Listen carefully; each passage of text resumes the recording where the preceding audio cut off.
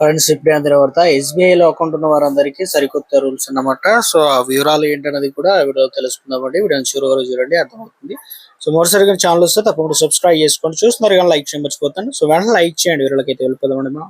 ప్రతి ఒక్కరికి కూడా ఒకటి కంటే ఎక్కువ అకౌంట్లు కలిగి ఉంటారు కదా. అయితే ఎస్బీఐ అనేది ప్రభుత్వ రంగ బ్యాంకు. ఇక ఆర్బీఐ కీలక నిర్ణయం తీసుకుంది అన్ని బ్యాంకులకు సంబంధించి. ఇక ముఖ్యంగా క్రెడిట్ కార్డు వినియోగదారులకు కూడా బిగ్ రిలీఫ్ అయితే ఇచ్చింది. ఏమంటే ఈ మేరకు బ్యాంకులు తాజా మార్గదర్శకాలు అయితే రిలీజ్ చేశారనమాట. కొత్త రూల్స్ ఇచ్చారు. క్రెడిట్ కార్డు మోసాలకు సంబంధించి డబ్బు కోల్పోయిన వారు కొంతమంది క్రెడిట్ కార్డు సంబంధించి అందులో వచ్చేసి ఇక అమౌంట్ అనేది కట్ కావడం కావచ్చు, ఇతరత్ర కొన్ని కారణాల వల్ల కూడా డబ్బు అనేది కోల్పోయిన పరిస్థితి మోసాలు జరిగినప్పుడు. సో కొత్త రూల్స్ అనేది ఇచ్చారు. కస్టమర్ ఏదైతే బ్యాంక్ కస్టమర్లు ఎస్బీఐ కావచ్చు, ఏ క్రెడిట్ కార్డు వాడుతున్నా కూడా ఇక బ్యాంకులు నిర్లక్ష్యం వల్ల మోసం జరిగితే కనుక 5 రోజుల్లోనే మనం ఎంతైతే అమౌంట్ కోల్పోయామో అంత అమౌంట్ అనేది 5 రోజుల్లో మళ్ళీ రిఫండ్ అవుతుందన్నమాట. వచ్చే ఏడాది నుంచి ఇది అమల్లోకి తీసుకొచ్చే విధంగా తాజాగా నిర్ణయం తీసుకుందన్నమాట ఆర్బీఐ.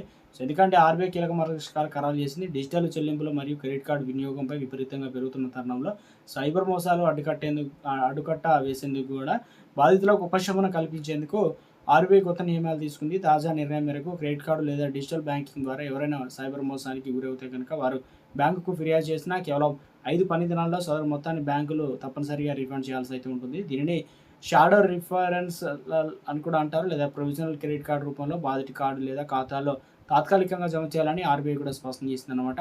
సో దీనివల్ల బ్యాంకు విచారణ పూర్తయ్యే వరకు కూడా బాధితులు తమ సొమ్ము కోసం నెలల తరబడి నిరీక్షించాల్సిన తిప్పలు తప్పుతాయని చెప్తున్నారు. సో ఇక్కడ వచ్చేసి ఎప్పటి నుంచి స్టార్ట్ అవుతుంది ఏంటంటే ముఖ్యంగా క్రెడిట్ కార్డు వినియోగదారులకు కావచ్చు, ప్రభుత్వం కేంద్రం నుంచి కొత్త రూల్స్ అనేది వస్తూ ఉంటాయి కాబట్టి, అదేవిధంగా ఆర్బీఐ నుంచి కూడా రూల్స్ అనేది మార్చారనమాట. అంటే ఎప్పుడు 2027 జనవరి 1 నుంచి కూడా కొత్త నిబంధనలు వచ్చాయి. ఎందుకంటే ఖాతాదారులకు భద్రత అనేది చాలా ఇంపార్టెంట్. కట్టుదిట్టం చేస్తూ ట్రాన్సాక్షన్ అలర్ట్ విషయంలో కూడా ఆర్బీఐ కీలక మార్పులు తీసుకొచ్చింది అనమాట. ఇకపైన క్రెడిట్ కార్డు ద్వారా కేవలం 500 అంతకంటే మించి ఏ చిన్న లావాదేవీలు జరిగినా సమాచారాన్ని తక్షణమే యూజర్ మొబైల్ నెంబరు, ఈమెయిల్కు అలర్ట్ మెసేజ్ రూపంలో పంపడం బ్యాంకులు కార్డు జారీ చేసే సంస్థలకు తప్పనిసరి చేయాల్సి అయితే ఉంటుందన్నమాట. చిన్న 500 కంటే మించి అంటే 500 కంటే తక్కువ కనుక ఉన్నట్లయితే పంపనవసరం లేదు, కానీ 500 కంటే మించినట్లయితే ఖచ్చితంగా పంపుతారనమాట. దీనివల్ల మనకు తెలియకుండా జరిగిన అనధికార లావాదేవీలు వెంటనే కూడా గుర్తించి కార్డు అనేది బ్లాక్ చేసుకునే అవకాశం అయితే ఉంది. ఒకవేళ మిస్ అయినా కూడా సో ఇలాంటివి మనం ముందుగానే అలర్ట్ కావడానికి ఛాన్స్ అయితే ఉంటుంది. ఈ నూతన విప్లవాత్మక నిర్ణయం అనేది జనవరి 1 నుంచి స్టార్ట్ కాబోతుందని చెప్తున్నారనమాట. సో ఇవన్నీ కూడా ఇప్పటికే ఆర్బీఐ సంచలన నిర్ణయం తీసుకోవడం జరిగిందనమాట. ప్రతిసారి వడ్డీ రేట్లు కావచ్చు, ఇతరత్ర కొత్త నిబంధనలు అయితే తీసుకొస్తుంటారు. ఇవన్నీ మనం తప్పనిసరిగా పాటించాల్సి అయితే ఉంటుందన్నమాట.